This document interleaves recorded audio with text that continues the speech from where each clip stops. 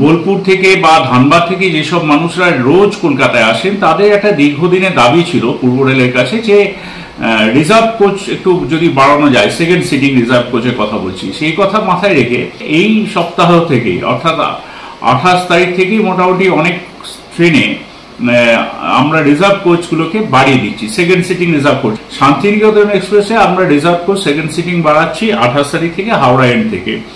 Coalfield express, যেটা হাওড়া থেকে ধানবাদের জন্য একটা উল্লেখযোগ্য ট্রেন বা ধানবাদ থেকে হাওড়া আসার জন্য উল্লেখযোগ্য ট্রেন, এইখানেও হাওড়া এন্ড থেকে আমরা রিজার্ভেশন কোচ জেনারেল সিটিংয়ে সেকেন্ড সিটিংয়ে আমরা বাড়িয়ে দিচ্ছি 28 তারিখ থেকে। অগ্নিবীণা এক্সপ্রেস, যেটা আসানসোল যাওয়ার জন্য একটি উল্লেখযোগ্য ট্রেন, তো এই ট্রেনেও আমরা সেকেন্ড সিটিং রিজার্ভেশন করছি 27 তারিখ অনওয়ার্ডস।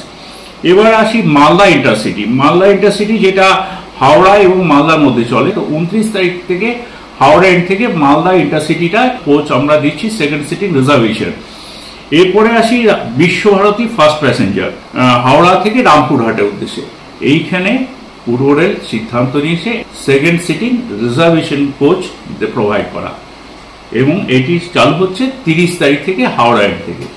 মৌরাক্ষী, এখানে আমরা রিজার্ভেশন কোচ আমরা দিচ্ছি 30 তারিখ থেকে হাওড়া এন্ড থেকেই।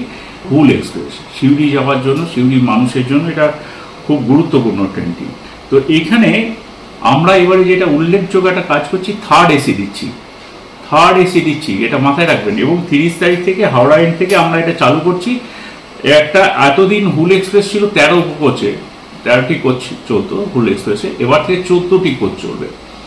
এটা অত্যন্ত আপনাদের জন্য, মানে আমার মনে হয় খুব ভালো খবর সব মানুষের জন্য।